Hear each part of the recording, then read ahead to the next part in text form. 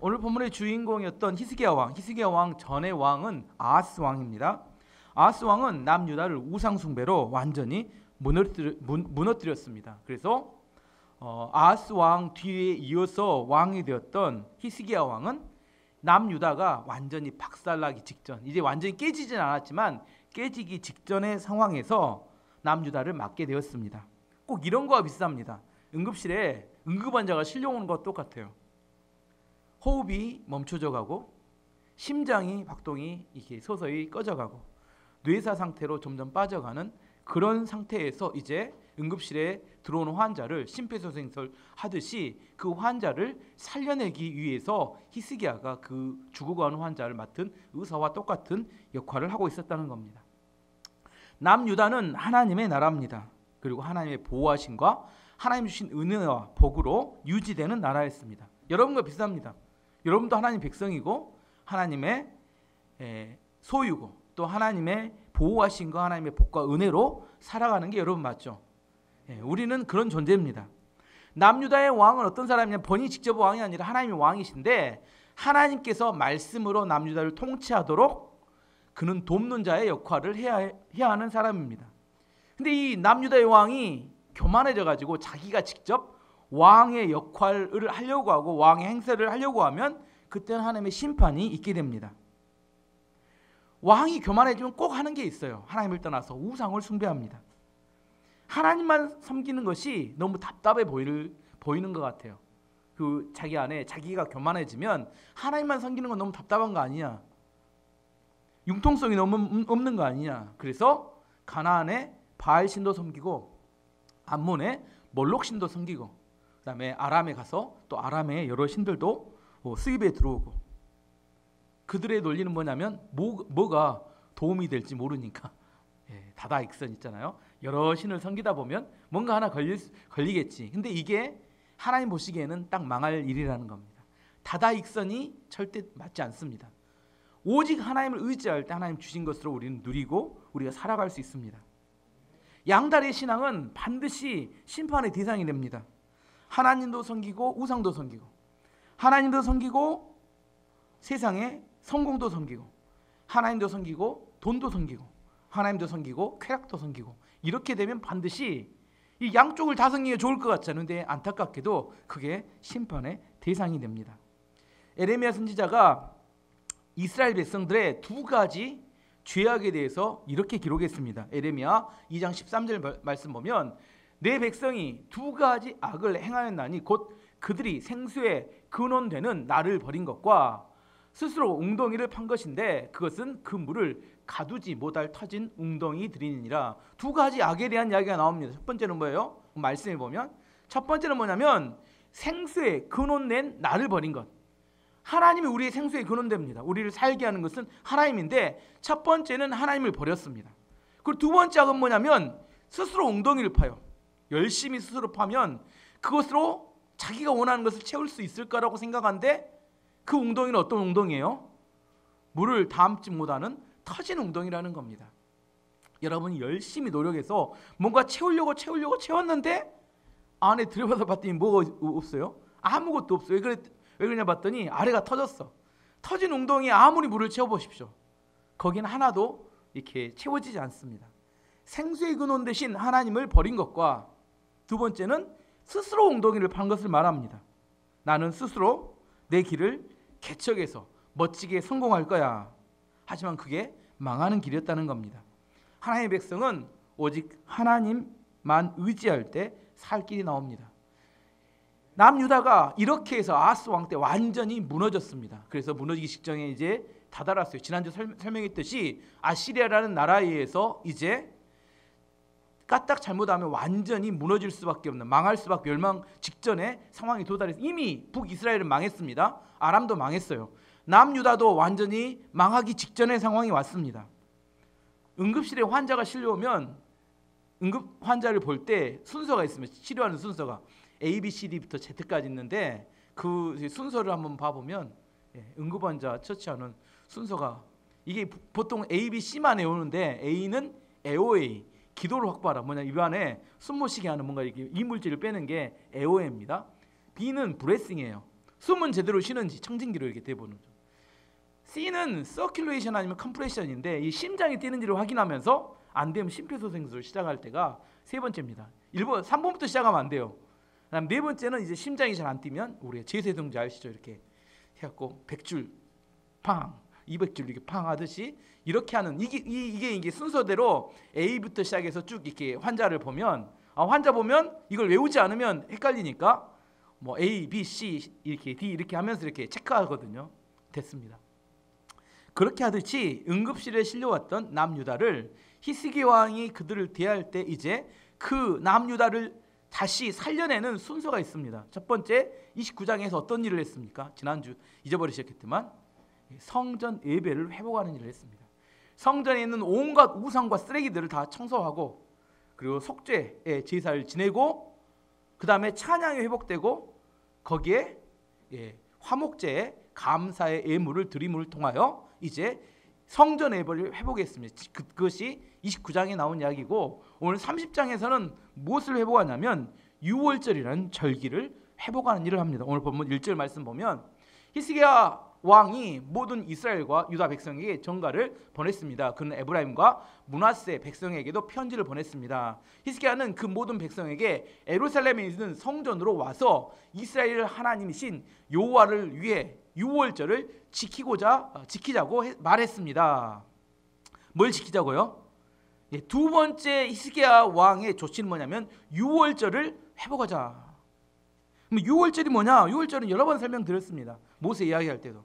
유월절은 이스라엘 백성들이 애굽에 노예로 있을 때 모세가 와서 10가지 재앙을 일으키죠. 첫 번째 나일강은 피로 만든 재앙부터 시작해서 쭉 하다가 마지막 10번째 재앙이 뭐였어요? 장자를 죽이는 재앙. 장자를 죽이는 재앙. 이집트 왕자 보라기는 보셨어요? 안 보는 사람은 뭘 해도 안 봅니다. 뭘 시켜도 안 하는데 이집트 왕자 보면 죽음의 사자가 10번째 재앙이 왔을 때 온 애굽을 덮치죠. 그 영화에서는 빛으로 쫙 이렇게 넘쳐오는데 어쨌든 죽음의 사자가 온 애굽을 덮쳐서 왔습니다. 그때 어떤 집은 통과해요? 어린 양의 피를 문 임방과 문인방과 설주에 발라놓은 집은 패스오버 넘어가다 이게 지나가는 그래서 유월 한자로 넘어가는 절기로 그 넘어가는 거고 그렇지 않고 나머지 모든 집에는 장자와 가축의 첫 번째 새끼까지 다 죽는 그런 죽음의 재앙이었습니다. 이 재앙을 통해서 애굽의 바로 왕이 항복하고 이제 너네들 얻는 나가 여기서 더 이상 너희들하고 있다가는 완전히 망하겠어 하고 그 이스라엘 백성들을 이제 이렇게 노예에서 자유인으로 풀어주는 사건 이걸 유월절 절기입니다. 유월절은 어떤 의미냐? 노예가 자유인이 되는 그런 절기를 하나님의 은혜로 자기들의 힘이 아니라 하나님의 전적인 은혜로 노예가 자유인이 되었던 그런 것을 감사해서 드리는 절기였습니다. 유월절은 이스라엘 민족의 시작이었어요. 그래서 유월절이 있었던 그 10번째 재앙이 있었던 그때를 1월로 정합니다. 사실 6월절 여기서 나오는 1월은 6월절 이스라엘 달력으로 1월을 말하기 때문에 보통 우리나라 달력으로 말하면 3월이나 4월 정도를 말합니다. 그래서 구약 성경에 나오는 달을 월, 매도 1월, 2월 하면 우린 태양력을 쓰는데 태양력의 달력이 아니라 이스라엘 달력. 그래서 6월절이 있는 달 그날을 1월로 해가지고 새로운 달력을 만들었습니다. 새로운 나라가 형성된 거고 모든 이스라엘의 기초는 6월절을 기초로 해서 새로운 나라가 만들어진 겁니다. 그래서 뭘 이야기하는 거예요? 6월절을 지키라는 것은 우리의 뿌리가 어딘가. 우리나라는 뿌리가 어디예요? 우린 곰. 진짜 곰이 우리나라 뿌리인가 모르겠는데 아무튼 우리나라 뿌리 이야기가 우리는 이제 답답해집니다. 곰이 뭘 먹어요? 마늘 먹고 뭐 사람이 됐다. 이게 우리 뿌리라고 당군부터 시작하는데 머리가 아파요. 그런 이야기를 들으면 이게 어떤 자랑이나 우리 짐승이었나 그러면 우리 잘 모르겠어요. 그거 하나도 자랑스럽지 않아. 우리가 뭐 당군의 뭐 후손이라는데 하나도 자랑스럽지 않아요. 이 곰이 우리 조상이라니 이게. 근데 그게 아니라 이스라엘 백성들의 시작은 어디냐면 6월절로부터 그들의 출발과 시작점을 찾습니다. 근데 이게 왜 6월절이 중요하냐면 일반적으로 우리 한 속담에 개구리가 언제적 시작을 모른다고요? 올챙이적 시작을 모른다고 하잖아요. 이게 무슨 말이에요? 우리가 어렸을 때 처음 상태를 잘 잊어버린다는 겁니다. 지금으로부터 5년 전, 10년 전 여러분이 어떤 모습이었는지 잠시 한번 생각해 보시면, 아니 안 되면 2년 전도 괜찮습니다. 그때 이렇게 처음 그 상태, 이렇게 그때 상태를 생각해 보고 지금 상태를 비교해 보면 이해할 수 있습니다. 처음 상태, 그 상태가 얼마나 어렵고 힘든 상황이었는지. 지금 뭘 생각해요? 지금 내가 누리고 있는, 가지고 있는, 살고 있는 모든 것이 꼭 원래부터 갖고 있었던 것처럼 착각이 옵니다. 뭐예요? 원래 우리 거 아니었잖아요. 우리가 얼마나 어려운 형편이고 힘들었는지 그때를 생각하면 힘들고 어려웠는데 지금은 뭘 생각해요? 그걸 지금 내 거라고 생각하니까 답답해집니다. 올챙이적을 생각하라는 이야기는 뭐예요? 우리가 정말 힘들고 연약하고 아무것도 없었을 때 그때를 생각하고 그때 이후 지금까지 하나님이 얼마나 많은 기도의 응답을 들어주셨던지, 기도에 응답해 주셨고 얼마나 많은 은혜를 베풀어서 지금 현재 우리가 살아가고 있는지를 기억하라는 게 유월절 정신입니다. 초심을 잃지 말라, 이것도 같은 이야기입니다. 근데 우리가 어느 정도 성공해요. 성공하게 되면 어떻게 돼요? 그 초심으로 돌아가는 게 싫어. 자, 여기서 한번 물어볼게요. 우리 안에 초심으로 돌아가는 것, 우리 안에 처음 예전에 올챙이 쪽으로 돌아가는 것이 사람들이 좋아할까요? 싫어할까요? 내가 올챙이 쪽을 기억하는 거, 이걸 사람들이 좋아할까요? 싫어할까요? 별로 안 좋아합니다. 안 좋아해요. 그래서 이스라엘의 왕들이 젊었을 때, 아무것도 없을 때, 힘들었을 때 하나님 의지하고 성공합니다. 하나님 은혜를 주셔서 전쟁도 승리하고 성공해요. 근데 나이 들어서 성공하고 나면 어떻게 돼요? 이제 그걸 인정하고 싶지 않아. 이 신작부터 내가 가지고 있는 것이라고 주장하고 싶기 때문에 하나님한테 가면 뭐라고요? 유월절 지켜라, 이 초심을 생각해라, 이런 이야기 하니까 싫어. 그래서 어디로 가요? 그래서 우상에게 가는 겁니다. 우상에게 가면 뭐예요? 그런 이야기 안 하거든요. 잘했다, 네가 잘해서 그런다, 네가 뭘 원하냐, 원하는 거 다 해주겠다, 이렇게 하니까 우상에는 매력적인 느낌을 받고 좋은 느낌을 받고, 꼭 하나님한테만 가면 뭐라고요? 야, 네 참 모습을 생각해봐, 네가 얼마나 어려웠는지. 꼭 저를 통해서 이야기하니까 야, 네 처음에 얼마나 어려웠는지, 그때 얼마나 간절히 하나님 앞에 나가 기도했는지, 너 이렇게 다 무너졌을 때, 아무것도 없을 때, 그걸 기억하는 겁니다. 유월절이란 그때로 돌아가서 니네가 얼마나 힘들고 어려웠는데 하나님이 어떻게 너네에게 은혜를 베풀고 기도에 응답하여서 지금까지 니네를 이렇게 세웠는지를 기억하라는 겁니다. 왜요? 그래야 겸손하게 살 수 있으니까. 그래야 교만해지지 않으니까. 그래야 내가 하나님을 의지하고 살 수 있으니까. 나이가 들어서 타락한 이유는 초심을 잃어버리기 때문입니다. 유월절을 절기를 지킨다는 게 얼마나 중요한지 모릅니다. 유월절을 통해서 우리가 얼마나 힘들고 어려웠던 때 하나님 어떻게 우리를 인도해 주었는지 그걸 기억해야 한다. 그것이 그렇게 겸손하게 만드는 게 유월절의 절기를 지키는 겁니다. 2주 후면 우리가 추수감사절 특별 새벽기도하고 추수감사절 절기를 지냅니다. 그것은 2021년 1월부터 지금까지 하나님이 은혜로 주셨던 우리의 기도 제목들의 응답과 하나님의 은혜에 대해서 돌아보며 감사하는 절기를 말합니다. 지금 생각해보면 여러분이 갖고 있는 거, 지금 누리고 있는 게 다 여러분 거였던 것 같죠? 2021년 1월로 돌아가 보시면 여러분 그때 그런 거 없었어요. 힘들고 어려웠습니다. 근데 지금은 이미 내 것처럼 생각하지만 아무것도 없고 힘들었을 때 하나님이 우리가 알게 모르게 기도에 응답하시고 은혜를 베풀어서 지금 현재 우리가 있는 거잖아요. 그것들을 기억해내고 하나님께 감사하는 절기가 추수감사절입니다. 받았던 하나님께 받았던 복을 세워보는 겁니다. 감사는 어떤 사람이 하냐면 기억하는 사람이 합니다. 하나님 많이 주셨어요. 근데 기억하지 못한 사람은 감사를 못합니다. 우리는 내가 원하지 않는다니까 내 본성적으로 알아요. 초심으로 돌아 1년 전치도 1년도 안 됐죠. 10개월 전으로 돌아가는 것도 별로 좋아하지 않아요. 그때 힘들었을 때 기억하고 싶지 않습니다. 근데 5년 10년 전 아주 초심이었던 6월절까지 가는 것도 별로 원하지 않아요. 그렇기 때문에 우리 안에 뭐가 없어요? 감사가 없고 기쁨이 없는 겁니다. 지금 충분히 그때보다 더 많은 것들을 누리고 있음에도 불구하고 우리 안에 하나님께 대한 영광을 돌리지 않고 기뻐하지 않습니다. 지금 불편한 것들에 대해서 또 불평하고 원망하고 살아가는 겁니다. 어쨌든 어떤 지혜가 필요해요? 받은 복을 세어보는 지혜가 필요합니다. 유월절은 그런 의미입니다. 어쨌든 남유다가 지금 다 망해져 가고 있어서 심폐소생술을 하려고 데리고 왔어요. 히스기야 왕이. 하지만 언제보다는 더 나아요. 이스라엘 백성들이 애굽에서 노예로 있을 때, 유월절 절기를 처음 지냈던 노예로 있을 때보다는 그래도 지금이 히스기야 왕 때가 더 나은 거 아닌가요? 아직 망하진 않았어요. 그때 나라도 없었고 완전히 그 핍박과 억압 속에 살았던 그때에도 하나님의 은혜로 모세를 통해서 이스라엘 백성들이 구원을 받았습니다. 지금 다 무너졌어요. 북이스라엘은 완전히 나라가 없어져 버렸습니다. 남유다는 어떻게 했어요? 남유다도 거의 다 무너지는 그런 상황이 있었습니다. 이제 다 끝난 겁니까? 여러분 인생 가운데 지금 혹시 다 끝났다고 생각되시면 이제 다 망했다. 그러면 다시 어디로 가야 돼요? 유월절로 돌아가 봐야 합니다. 다 망했다고 생각하는 그 시점에 돌아가 보면 그때도 하나님은 은혜를 통하여 얼마든지 다시 일으켜 세우실 수 있는 분입니다. 히스기야가 유월절로 돌아가자고 한 이유는 그들에게 있어서 하나님은 얼마든지 지금 이 상황도 역전하실 수 있는 놀라운 능력을 갖고 계신 분이라는 사실을 알려주기를 원한 겁니다. 그럼 우리에게 있어서 유월절 정신이란 어떤 걸까요? 우리가 처음 예수 그리스도를 만났을 때를 말합니다.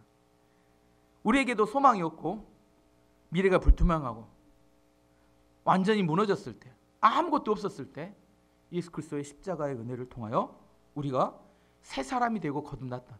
이렇게 이야기하면 꼭 모태신앙들은 머리를 끄적끄적합니다. 그런 것이 별로 없기 때문에.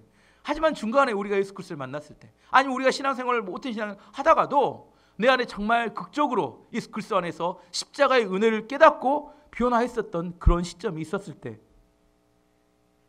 우리 안에 무너지고 힘들 때 어디로 돌아가야 돼요? 처음 다시 예수 그리스도를 만났던 그 자리로 돌아가는 것이 바로 유월절 정신을 회복하는 걸 말합니다. 한 명만 예를 들면 사도 바울은 언제 예수님을 만납니까? 다메섹으로 가는 그 도중에 강한 빛으로 예수님이 사도 바울을 찾아오십니다. 야, 네가 왜 나를 핍박하느냐? 이렇게 물어보시죠. 그때 사도 바울은 눈이 멀게 되고 그가 예수 그리스도를 만나게 되고 이방인의 사도로 세워짐을 받습니다.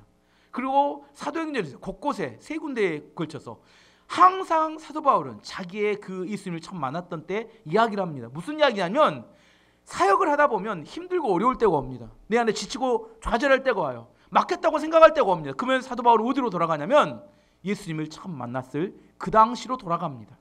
그리고 난 다음에 거기서 내가 어떤 존재, 그때 당시에 사도 바울은 예수님 믿는 사람들을 때리고 구타하고 죽이고 감옥에 가두고 핍박했던 그런 사람이었는데 하나님의 은혜로 그가 하나님의 복음을 전하는 선교사로 바뀌게 되었기 때문입니다. 내가 예수 그리스도를 처음 만났던 그 자리로 돌아가는 것. 혹시나 여러분이 삶을 살다가 방향을 잃어버립니다. 어떻게 해야 될지 모르고 이제 방황하게 되고 무너졌을 때 어디로 돌아가야 돼요? 처음 예수 그리스도를 만났던 그 자리. 혹시 오늘 그 자리가 없는 분들은 그 자리를 꼭 찾으시기 바랍니다. 그 자리로 돌아갔을 때 내 안에 하나님의 은혜를 체험할 수 있는 그 자리로 돌아가는 것이 유월절 정신과 똑같은 것을 말합니다. 히스기야 왕은 이스라엘 백성들에게 유월절로 돌아가자고 그들에게 이야기합니다. 다시 하나님을 처음 만났던 그 자리, 그곳에서 우리가 다 무너졌음에도 불구하고 완전히 죽어감에도 불구하고 하나님을 다시 만나면, 하나님의 은혜를 체험하면 그 노예에서 자유인으로 만들었던 그 하나님을 다시 만나게 되면 얼마든지 우리는 다시 일어날 수 있다고 이야기하고 싶은 겁니다. 그래서 실제로 이제 유월절을 하기로 하고 유월절을 지내려고 합니다. 근데 유월절을 지내려고 하는데 어려움이 많이 생겼어요. 왜 어려움이 생겼냐면 너무 오랫동안 유월절을 지내지 않은 겁니다. 언제부터 유월절을 원래 1년에 한 번씩 지냅니다. 1월 14일이 되면 유월절 절기를 지내는데 이스라엘 백성들 왕이 아하스 왕 때 16년 동안 유월절을 안 지내고 그 전에도 유월절을 잘 안 지냈던 것 같아요. 유월절을 지낸 것이 너무 오래 전에 지내다 보니까 백성들에게 유월절을 지냅시다 이렇게 이야기했는데 이게 익숙하지 않아요. 그래서 유월절을 지내려고 하는데 수없이 많은 문제가 발생합니다. 우리가 믿음의 길로 갈라갈 때 시온의 대리가 쫙 열리던가요? 실제 그렇지 않습니다. 이렇게 열린다고 생각한 사람은 동화 속에 사는 거고 실제로 믿음의 길을 가려고 하면 실제로 방해와 어려움이 많이 생깁니다. 미숙한 사람, 어린 사람들은 시온의 대로 열린다는데 제가 경험하니까 그렇지 않습니다. 그러면 문이 막히고 어려움이 생기면 포기해야 됩니까? 방향이 확실하고 하나님 뜻이 분명하면 실타래같이 얽혀있는 문제들을 하나씩 풀어가며 그 방향으로 계속 나아가는 것, 이걸 믿음이라고 합니다. 믿음의 삶이란 나는 아무것도 하지 않는데 하나님께서 모든 걸 다 해주신다, 이건 믿음이라고 하지 않습니다. 믿음의 길을 갈 때, 우리 안에 믿음의 길로 가려고 할 때 반드시 어려움이 생겨요. 그 어려움이 생길 때 어떻게 해요? 그 문제를 하나씩 하나씩 풀어가면서 내 안에 뭐가 있기 때문에, 믿음이 있기 때문에, 그 약속에 대한 믿음이 있기 때문에 그 길을 계속 걸어가는 겁니다. 하나님이 나에게 어려움을 줬어. 그래서 나는 포기했어. 그럼 믿음이 없기 때문에 포기하는 거지 어려움 때문에 포기하는 게 아닙니다. 우리는 믿음에 대해 잘못 생각하는 겁니다.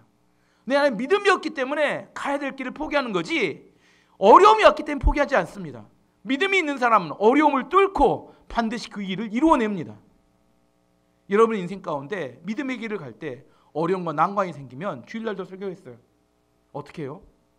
그 길을 계속 가야 합니다. 그게 믿음이 있는 사람들의 삶의 모습입니다. 어떤 어려움이 생겼냐면, 첫 번째, 히스기야 왕은 남유다에서 유월절을 지내려고 했는데 남유다만 지내려고 보니까 북이스라엘 어떻게 됐어요? 이미 나라가 망해서 없었어요. 근데 포로로 많은 사람이 잡혀갖고 죽임을 당했는데 아직도 북이스라엘 가운데 남아있는 주민들이 있는 걸 봤습니다. 그래서 어떻게 하냐면 북이스라엘에 있는 주민들에게 알립니다. 마을마다 돌아다니면서 우리가 남유다에서 유월절을 지내려고 하는데 너네도 함께 와서 유월절을 지냈으면 좋겠다고 이야기합니다. 근데 더 문제는 뭐냐면 북이스라엘은 유월절을 안 지낸 지가 200년도 넘었습니다. 거기는 유월절 안 지내고 자기들끼리 베델과 단에서 금송아지 섬긴 지가 200년이 넘었기 때문에 너무 오래됐어요. 그래서 히스기야가 그들을 고면하며 독려합니다. 6절에서 9절까지 말씀이 나오는데, 그래요, 사자들은 왕과 신하들의 편지를 가지고 온 이스라엘, 북이스라엘 말합니다. 유다는 남유다로 다니면서 선포했습니다. 그 편지의 내용은 이러합니다. 이스라엘 백성이여, 아브라함과 이삭과 이스라엘의 하나님이신 여호와께로 돌아오시오. 그러면 하나님께서도 아시라의 왕들의 손에서 벗어나 아직 살아있는 그대들에게로 돌아오실 것이요. 그대들의 조상이나 형제들을 본받지 마시오. 그들은 그들의 조상이 섬기던 여호와를 배반했어. 그래서 그대들도 알듯이 여호와께서 다른 백성을 시켜 그들을 멸망시키게 하셨어. 그대들의 조상처럼 고집을 부리지 마시오. 기꺼이 여호와께 복종하시오. 여호와께서 섬김을 받으시려고 영원히 거룩하게 하신 성전으로 나오시오. 그대들의 여호와 하나님을 섬기시오. 그러면 여호와께서도 그대들에게 노하지 않으실 것이오. 돌아와서 여호와께 복종하시오. 그러면 그대들의 친척들과 자녀를 사로잡아간 백성들도 그들에게 자비를 베풀어서 이 땅으로 돌려보낼 것이오. 여호와 하나님께서는 자비롭고 은혜로우신 분이요, 그대들이 여호와께 돌아오기만 하면 여호와께서도 그대들을 저버리지 않으실 것이오. 이렇게 마을마다 돌아다니면서 이야기합니다. 내용이 이런 겁니다. 정리해보면 북이스라엘 백성이 우리와 동일한 하나님을 섬겼는데 이제 하나님께로 같이 돌아갑시다. 여러분의 조상들이 하나님을 비판했기 때문에 이런 저주와 재앙이 왔는데 그 조상들을 따라 본받지 마십시오. 그리고 고집을 비우지 마십시다. 그리고 하나님께 성전으로 나오십시오. 여러분이 하나님 성전으로 나오면 하나님께서는 반드시 아시라로부터 포로로 잡혀간 여러분의 가족들이 돌아오도록 하나님이 도우실 것입니다. 이렇게 해서 외쳤습니다. 지금 제가 외치는 소리가 똑같습니다. 하나님께로 돌아갑시다. 하나님 앞에 가서 우리가 모든 걸 집중하면 하나님 의지합시다. 그러면 하나님께서 우리의 어려움과 난관을 해결해 주실 것입니다. 이렇게 외쳤습니다. 유월절 정신이란 믿음 안에서 하나 되는 걸 말합니다. 유월절은 이런 겁니다. 어떤 사람이든, 어떤 사람이란 죄가 많든 적든, 사람들은 모여서 뭘 이야기해요? 너는 죄가 적고 나는 죄가 많다고 경쟁하거나 비교합니다. 하지만 유월절이 어떤 거냐면 어떤 사람이든지, 구원받는 사람은 어떤 사람이냐면 어린 양의 피가 문에 묻힌 사람은 구원을 받고 그렇지 않은 사람은 죽음을 당한다. 이게 유월절 정신입니다. 그 사람이 죄가 많든 적든 이거 중요하지 않아요. 뭐가 중요해요? 어린 양의 피가 그 집 문에 묻어있느냐 안 묻어있느냐 이게 중요합니다. 사람들끼리 비교하고 이렇게 막 경쟁하고 이런 게 아닙니다. 그 사람이 예수 그리스도를 믿느냐 안 믿느냐 이게 중요한 거지. 예수 그리스도의 십자가를 믿고 예수 그리스도의 보혈의 피가 그 안에 묻힌 사람은 구원을 받고 그렇지 않은 사람은 어느 누구든지 구원받을 수 없다. 이게 유월절 정신입니다. 북이스라엘이 더 많은 죄를 지었어요. 그럼에도 불구하고 남유다도 깨끗하냐? 그렇지 않습니다. 남유다나 북이스라엘이나 뭐예요? 모두 다 유월절에 어린 양의 피가 있으면 구원을 받고 그렇지 않으면 죽음이 면제될 수 없다. 이게 유월절 정신이에요. 유월절 정신 아래서 누구나 하나가 될 수 있습니다. 또 하나 생각해 볼 것은 히스기야 왕은 왕이 되었을 때 만약 북이스라엘을 점령하려고 했으면 점령할 수 있었습니다. 왜냐하면 북이스라엘이 이미 망해버렸고 아시리아가 통치하지만 무주공산입니다. 아무것도 비어있는 빈 땅이었습니다. 남유다는 아직도 나라가 있었기 때문에 군대를 일으켜서 북이스라엘을 점령하려고 했으면 얼마든지 점령할 수 있었지만 히스기야는 그렇게 하지 않았습니다. 어떻게 해요? 신앙적인 눈으로 북이스라엘을 보았습니다. 함께 우리가 하나님께 나아가자. 그랬더니 이렇게 외치고 다녔더니 북이스라엘 주민 중에 두 가지 반응이 나타났습니다. 10절 11절 말씀 보면 왕의 명령을 받은 사람들은 에브라임과 므낫세의 모든 마을을 돌며 스불론까지 갔습니다. 그러나 그곳 백성은 그 사람들을 조롱하고 비웃었습니다. 하지만 아셀과 므낫세와 스불론의 백성 가까운 얼마는 자기 잘못을 뉘우치고 예루살렘으로 갔습니다. 한번 지도를 봐보겠습니다. 또 한번 또 나라 두 지파 베냐민과 유다가 시몬독인데 이게 남유다고요. 이 에브라임, 므낫세, 스불론, 아셀 여기까지 10지파가 이 북이스라엘입니다. 저 북이스라엘 땅을 쭉 돌면서 다 이야기했더니 두 패로 갈렸다는 겁니다. 어떻게 갈렸어요? 예. 조롱하고 비웃는 파 하나. 또 하나 뭐예요? 예. 죄를 뉘우치고 냈습니다. 예루살렘으로 돌아왔던 파 하나.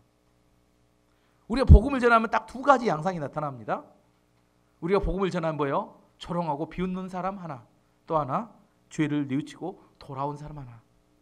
예수님도 똑같았어요. 예수님 십자가 지셨을 때 좌우에 죄인이 두 명이 걸려있어요. 강도가 두 명 있었습니다. 한쪽 강도는 예수님 돌아가실 때 저를 기억해달라고 은혜를 구한 사람 하나. 네가 하나님의 아들이면 너와 우리를 구원해보라고 조롱했던 사람 하나. 우리가 살다 보면 딱 두 가지 종류 사람을 만나게 됩니다. 우리를 조롱하는 사람들을 만났을 때 이상한 일로 생각하지 마시기 바랍니다. 너무나 당연한 일입니다. 히스기야의 권면에 조롱했던 사람들의 생각은 이런 겁니다. 지금 남유다 너희들이 살아남았다고 유세를 떠는 것 같은데 조금만 기다려봐라. 아시리아가 너희를 망하게 할 것이다. 까불지 마. 너희도 곧 망해. 이런 생각으로 조롱하고 비웃은 겁니다. 이게 아주 이렇게 못된 마음이죠. 내 삶이 잘못됐어요. 잘못된 것 때문에 망했습니다. 심판을 받았어요. 그럼 어떻게 해야 돼요? 빨리 회개하고 하나님께 돌아가는 게 방법인데 끝까지 고집 피우고 자기가 잘했다고 버팁니다. 하나님 말씀을 들을 때 어떤 마음으로 들어야 돼요? 네 아픈 마음을 가지고 네 죄를 회개하며 주 앞에 죄를 가지고 하나님께 나가야 되는데 그렇지 않습니다. 끝까지 버팁니다. 네 자존심을 세워요. 다 똑같아. 누구나 그래. 누구나 다 망했어. 그러면서 뭐요? 히스기야의 유월절을 조롱합니다. 결국 구원받지 못하게 되죠. 두 번째 히스기야가 첫 번째는 이제 조롱하는 사람들이 있었고 두 번째 히스기야가 절기를 지키려고 하는데 시간이 부족했습니다. 히스기야가 왕이 됐던 때가 1월 달이었어요. 지난 주에 설교할 때 1월 1일부터 16일까지 무엇을 했습니까? 성전 청소를 했어요. 성전 청소를. 근데 원래 6월절이라는 절기는 일주일을 지냅니다. 일주일을 지내는데 첫째 날이 6월절이에요. 1월 14일입니다. 그 이스라엘 달력으로 1월 14일. 그리고 나서 14일 6월절 지내고 난 다음에 7일 동안은 무교병을 먹는 무교절이라고 합니다. 그래서 7일을 지내는 겁니다. 근데 1월 14일부터 그래서 이렇게 일주일 21일까지 지내야 되는데 안타깝게도 청소하고 속죄 예배를 제사를 지내다가 시간이 다 가버렸어요. 그래서 날짜를 놓치게 되었습니다. 그래서 히스기야가 제안한 것이 그러면 우리가 한 달 후인 2월 14일 날 6월절을 지내자 이렇게 했습니다. 이렇게 한 이유는 뭐냐면 그때 당시에 청소할 때 뭘 청소했어요? 우상들과 더러운 것들을 정리했습니다. 이스라엘 백성들은 뭐가 중요하냐면 정결한 게 중요합니다. 우상을 만지고 우상을 접촉한 사람들은 일주일 동안은 하나님 앞에 나가서 제사 지내면 안 됩니다. 혼자 이렇게 떨어져 있어야 돼요. 왜냐하면 부정해졌기 때문입니다. 정결하지 않기 때문에 그렇습니다. 그래서 1월 1일부터 16일까지 청소했기 때문에 그들은 바로 예배를 복귀할 수 없었어요. 그리고 세 번째 이유는 뭐냐면 북쪽에서 북이스라엘의 백성들도 내려와서 함께 예배를 드리기 원했기 때문에 날짜를 한 달 이전에서 결정하기로 했습니다. 그러면 6월절의 절기를 마음대로 옮겨도 되느냐? 옮겨도 마음대로 옮기면 안 되는데 민수기에 보면 옮길 수 있는 조항이 한 가지 있습니다. 민수기 9장 10절 11절 말씀 보면 이스라엘 자손에게 말하여 이르라 너희나 너희 후손 중에 시체로 말미암아 부정하게 되든지 먼 여행 중에 있다 할지라도 다 여호와 앞에 마땅히 6월절을 지키되 둘째 달 14째 날 해질 때에 그것을 지켜 어린 양의 무교병과 쓴 나물을 아울러 먹을 것이요. 무슨 말이냐면 만약에 부정하게 된 일이 있거나 여행을 갔다 오면 어떻게 해요? 한 달 뒤에 6월절을 지켜도 된다는 조항이 있었습니다. 히스기야는 성경을 매우 잘 알고 있었던 사람인 것 같아요. 그래서 바르게 해석하고 바르게 적용을 합니다. 그래서 2월 14일 지금 날짜가 안 맞아서 2월 14일로 옮긴 이유에 대한 이야기를 해주는 겁니다. 그래서 정결 의식을 하고 2월 14일 날 6월절을 지내게 됩니다. 15절 말씀 보면 백성은 둘째 달 14일에 6월절 양을 잡았습니다. 제사장과 레위 사람들은 부끄러워했습니다. 그래서 그들은 여호와를 위해 자기 몸을 거룩하게 구별했습니다. 그들은 여호와의 성전으로 번제물을 가져왔습니다. 자기를 거룩하게 구별했다는 게 이게 사실은 자기를 정결의식을 했다는 이야기입니다. 세 번째 6월절을 지낼 때 어려운 뭐냐면 북이스라엘에서 내려온 사람들 때문에 그렇습니다. 그 사람들이 200년 동안 우상을 섬기면서 이렇게 6월절을 지내지 않았다 보니까 뭘 몰라요? 어떻게 6월절을 지낼지를 모릅니다. 그래서 정결의식을 하지 않고 내려와서 6월절의 음식을 먹어버렸습니다. 그래서 그 일로 인해서 남유다에 문제가 발생했어요. 하나님의 심판이 임했습니다. 큰 심판은 아니었는데 추정하기로는 그걸 먹었던 백성들 중에 질병이 발생한 걸로 추정을 합니다. 18절 19절 말씀 보면 에브라임과 므낫세와 이사갈과 스불론에서 온 북이스라엘 말합니다. 온 많은 백성이 자기 몸을 깨끗하게 하지 않은 채 6월절 음식을 먹었습니다. 그것은 율법을 어기는 일이었습니다. 그래서 히스기야가 그들을 위해서 기도했습니다. 좋으신 하나님 용서해 주십시오. 여호와께서는 우리 조상이 섬기던 하나님이십니다. 여호와를 섬기려고 애쓴 사람들을 다 용서해 주십시오. 19절 비록 그들이 성전 규칙에 따라 자기 몸을 깨끗하게 하지 않았지만 그들을 용서해 주십시오. 그들이 정결의식을 하지 않고 음식을 먹어서 그들 몸에 문제가 발생했습니다. 그때 누가 기도해요? 히스기야 왕이 그들을 중보해서 기도합니다. 그들의 죄를 용서해 주시기 원합니다. 의도를 가지고 한 게 아니라 잘 몰라서 실수했기 때문에 하나님 용서해 주시기 바랍니다. 이렇게 간절히 기도하자 하나님께서 그의 기도를 들으시고 20절 말씀 보면 여호와께서 히스기야의 기도를 들으시고 백성을 벌하지 않으셨습니다. 회개 기도를 들어주셨다는 겁니다. 지금까지 제가 이렇게 뭘 설명했어요? 6월절을 지키려고 하는데 수없이 많은 문제들이 막 발생하는 겁니다. 날짜도 안 맞아. 날짜 안 맞으면 여러분 어떻게 할 것 같아요? 에이씨 1년 뒤에 드리지. 날짜도 안 맞아. 북이스라엘 사람들은 조롱해, 비난해. 또 이렇게 영적으로 무지한 사람들이 와가지고 막 더러운 채로 막 6월절 음식을 뜯어 먹어버려. 히스기야 왕 입장에서 뭘 어떤 생각이 나요? 아이 짜증나네. 뭐 이런 게 다 있어. 뭐 하려는데요? 내가 하나님 뜻대로 하려는데 하나님께 섬기고 하나님을 의지하고 나가려는데 6월절 절기를 지키려는데 왜 이렇게 따라주는 사람도 없고 이렇게 자꾸 문제만 발생하는 거야? 이런 상황이었다는 겁니다. 제가 이야기했죠. 하나님의 앞에 헌신하고 믿음으로 살아가려고 믿음의 길을 가지만 그렇다고 해서 시온의 대로가 열리듯이 일이 다 풀리는 것이 아닙니다. 이런 어려움이 발생하면 어떻게 해야 돼요? 어떻게 해야 합니까? 요즘 야고보서에 계속 이야기하고 있는데 우리 안에 여러 가지 시험을 당하면 하나님께 지혜를 구해라 이렇게 이야기합니다. 지혜를 얻기 위해서 기도해라 그렇게 말합니다. 우리 안에 하나님 앞에 믿음의 길을 가려고 하지만 어려움이 발생하면 어떻게 해요? 하나님의 지혜를 구하며 기도해야 합니다. 그리고 그 어려움과 실타래를 하나씩 하나씩 풀어가야 합니다. 교회에서 여러 가지 사역할 때 여러분 사역 가운데 쉬울 것 같아요? 목회하는 게 쉬워 보이십니까? 많은 어려움이 생깁니다. 어려움이 뭐가 잘못됐기 때문에 생기는 게 아니라 우리가 살아가는 연약한 인간들이 살아갈 때 반드시 사람들과 부딪히고 어려움과 문제가 발생합니다. 그러면 포기해야 합니까? 포기한 사람도 많습니다. 또 하나님이 돕지 않는다고 원망하는 사람도 많습니다. 그렇다면 그 사람은 믿음이 없는 겁니다. 우리 안에 반드시 하나님의 길을 따라감에도 불구하고 끊임없이 문제와 어려움이 발생합니다. 그러면 어떻게 해요? 기도해야 합니다. 제가 주일날 설교드렸습니다. 우리 안에서 정말로 진짜 믿음이 되기 위해서, 가짜 믿음이 진짜 믿음으로 바뀌기 위해서 어떻게 한다겠어요? 우리 안에 난관이 오면 어떻게 해요? 가서 만져보고 밀어보고 발로 차보고 온몸으로 부딪혀봐라. 며칠 전에 한 것 같은데 처음 듣는 얼굴을 다 하면 저는 어떻게 합니까? 그렇게 해보라는 겁니다. 그 앞에 서면 때로는 이게 자동문이라 문인지 않은 닫힌 문이 저절로 열릴 때도 있습니다. 문이 열리지 않으면 어떻게 된다고요? 내가 부딪히고 밀고 버티는 동안 내 믿음의 근육이 자라게 됩니다. 하나님이 왜 그런 난관을 주셨는지 우리는 다 이해하지 못합니다. 하지만 아는 중요한 게 뭐예요? 그 믿음의 난관 앞에 내가 포기하지 않고 계속 그 믿음의 난관과 씨름하고 싸우는 동안 우리의 믿음의 근육이 자라는 것을 하나님이 원하셨다면 그것이 우리의 믿음이 자랄 동안, 근육이 자랄 동안 우리하고 싸우도록 하나님이 그걸 무너뜨리지 않으신다는 겁니다. 아니면 그 일을 통하여 일을 이루기 원하신다면 문을 여시고 열매를 맺도록 우리 안에 인도해 가십니다. 우리가 그 난관 이후에 발생했는데 우리가 이해할 수 없습니다. 우리가 다 알지 못해요. 하지만 우리 안에 믿음의 길을 가면서 막혀 있으면 그 막힌 것 때문에 포기하거나 갇혀 있으면 안 됩니다.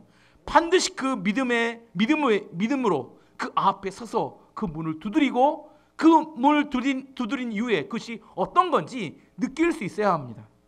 그리고 그것을 뚫고 믿음의 역사를 이루어야 합니다. 막혀 있어도 괜찮고 열려도 상관없습니다. 그 어떤 상황이든지 아무 중요하지 않아요. 하나님이 우리 가운데 그 환경을 허락하셨다면 다 이유와 목적이 있기 때문입니다. 뭐 하는 겁니까? 하나님을 신뢰하고 따라가는 겁니다. 왜 우리가 하나님의 말씀 못 받아들여요? 내 계획이 있기 때문에. 하나님 이렇게 돼야 합니다. 그걸 누가 이야기했는지. 우리는 우리 계획을 성취하는 게 아니라 하나님의 명령 앞에 우리가 따라가는 겁니다. 하나님의 계획 앞에 우리 의지를 꺾고 하나님의 계획을 받아들이는 겁니다. 왜 화가 나요? 내가 원하는 게 성취되지 않기 때문에 화나는 거 아닌가요? 하나님의 목적이 무엇인지 우리가 이해하지 못하면서 내 뜻대로 살아가려고 하는 거, 내가 원하는 걸 성취하려고 하는 거. 하나님이 지금 내 믿음의 근육이 강해지기를 원하셨으면 그 막혀있는 담이 절대로 허물어지지 않습니다. 여러분 그러면 어떻게 해야 돼요? 허물어질 때까지 여러분 믿음으로 버틴 훈련을 해야 합니다. 내 믿음의 근육이 강해져야 합니다. 하나님의 계획하심에 대한 온전한 신뢰가 있어야 합니다. 하나님이 생각이 우리보다 짧아서 어떤 사람 그러죠. 하나님 이런 좋은 방법이 있는데 왜 이런 방법을 안 해주시고 자꾸 길을 막고 이렇게 길을 비트시는 겁니까? 하나님이 우리보다 어리석어서 길을 몰라서 막아놓으셨을까요? 하나님 우리보다 더 잘하시고 우리 형편도 너무너무 잘하십니다. 우리를 너무너무 사랑하십니다. 그걸 믿는 게 믿음입니다. 하나님은 우리를 정말 사랑하시며 우리에 대한 선한 계획을 갖고 계신다는 사실을 우리가 믿어야 합니다. 그리고 하나님 우리 가운데 허용하신 그 어떤 상황과 환경도 하나님 우리를 사랑하셔서 주셨다는 사실을 인정해야 합니다. 그래야 그걸 뚫고 진짜로 믿음의 도약을 할 수 있고 믿음의 놀라운 역사를 이룰 수 있게 됩니다. 어쨌든 6월절을 지내는 히스기야 왕을 통해서 원래는 이렇게 길 필요가 없는데 6월절을 합시다 해서 모여서 예배하고 드렸더라 하고 이렇게 한 5절로 끝나면 너무 좋을 것 같은데 이게 뭐 구구절절 막 말이 길어져요. 왜 길어져요? 그 과정에 수많은 사람들이 끼면서 이야기가 복잡해졌다는 이야기입니다. 목회해보니까 알겠어요. 여러분 실제 목회를 하다 보면 너무너무 많은 사람들이 너무너무 많은 이야기가 있습니다. 그럼 그것이 틀렸냐? 틀린 게 아니라 우리가 믿음으로 불신으로 우리가 반응해가는 우리의 삶의 과정이 신앙생활이라는 겁니다. 사람들은 다 결과만 원합니다. 결과만 원하면 딱 성경은 2장이면 될 것 같아요. 하나님이 천지를 창조하셨다. 예수님 십자가에 죽으셨다. 믿으면 천국 간다. 내가 보기에는 딱 석 장이면 성경은 다 요약이 돼요. 이것만 있으면 다 돼요. 근데 성경이 이렇게 길면서 맨날 목사님은 성경을 읽었냐, 몇 장을 읽었냐 이렇게 막 조사하고 뭐 조사관도 아니면서 시험 들게 이 교회 왔더니 뭐 시험 보고 시험 들게 여러 가지 많은 것을 요구해. 왜? 인생이 그렇게 간단하지 않습니다. 진짜 내가 진실한 마음으로 인생을 살다 보면 절대로 인생이 간단하지 않아요.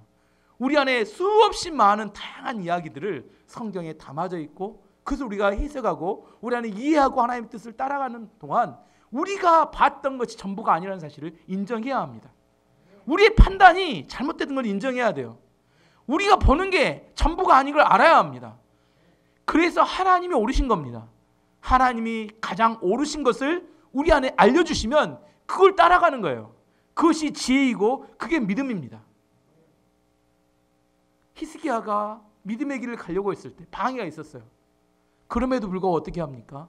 포기하지 않고 화내지, 저 같으면 화났을 것 같은데 화내지 않고 아니 6월절 오는데 아무렇게나 묵어보니까 얼마나 화나겠어요. 화내지 않고 그것을 받아들이고 중보기도 하며 끝까지 그 문제를 풀어갑니다. 이게 실제 믿음을 갖는 과정입니다. 마지막으로 이렇게 믿음에 순종을 하고 6월절을 지냈을 때 어떤 역사가 나타났느냐 2가지 결과가 나타나는데 첫 번째는 기쁨이 흘러넘쳤습니다. 지난주도 설명했습니다. 예배가 회복됐을 때 기쁨이 흘러넘쳤는데 여기도 마찬가지였습니다. 7일 동안 6월절 절기를 지키고 났더니 이제 새로운 기쁨이 터져나왔습니다. 21절 보니까 예루살렘의 이스라엘 백성은 무교절을 7일 동안 지켰습니다. 그들은 매우 기뻐했습니다. 레위 사람과 제사장들은 날마다 큰 음악 소리로 여호와를 찬양했습니다.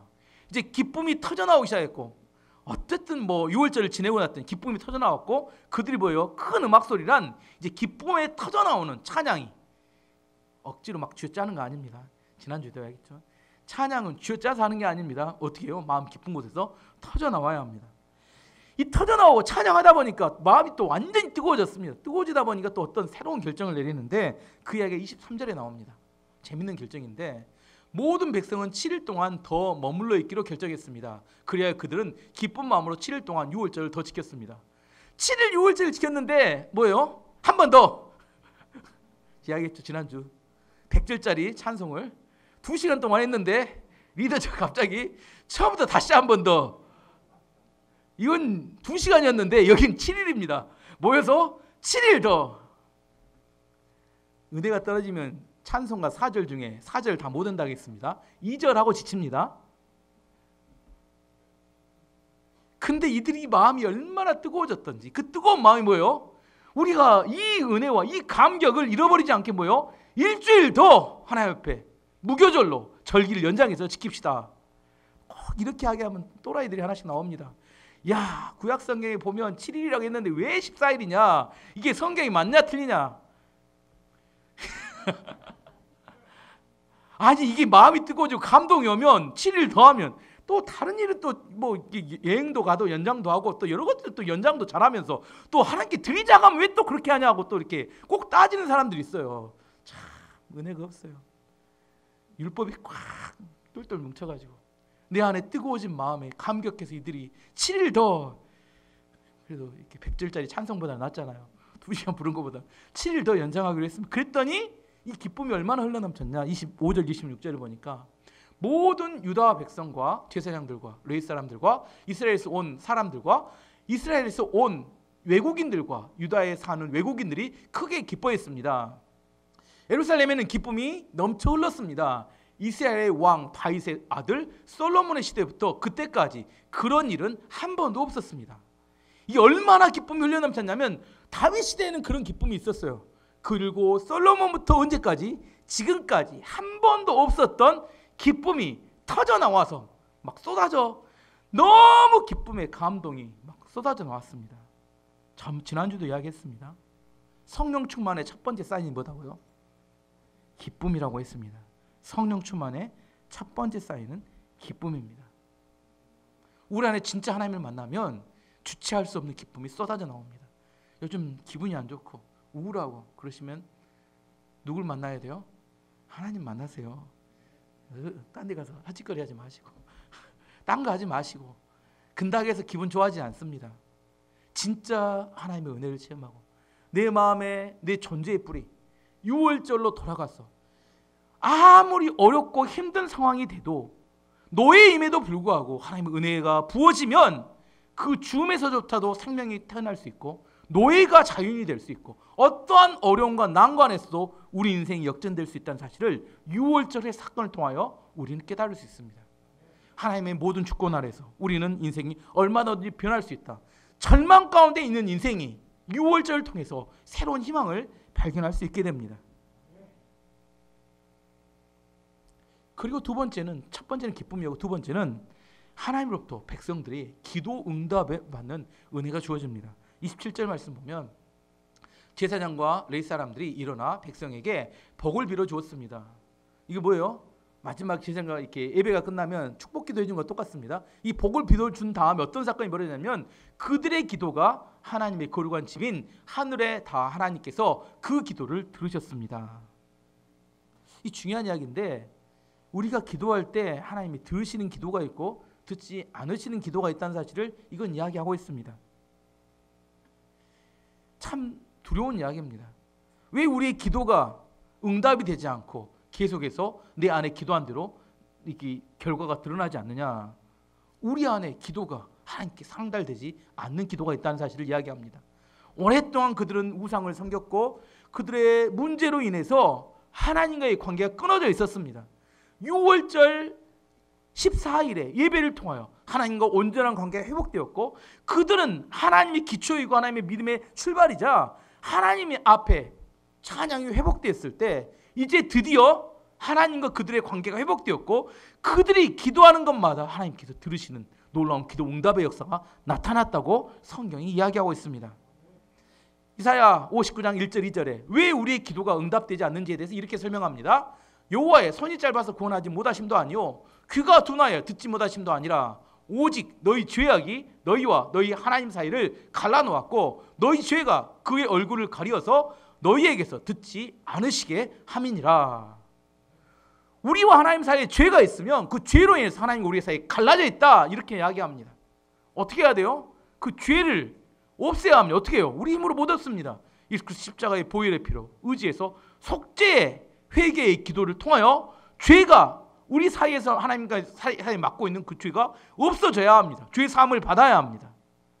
이스라엘 백성들 가운데 진정한 예배가 회복되고 유월절을 통하여 그들의 기초와 하나님으로부터 은혜 받았던 것들에 대한 감사가 터져나왔을 때 그때부터 그들이 드리는 기도를 하나님이 다 들으셨다. 오늘 그렇게 이야기합니다.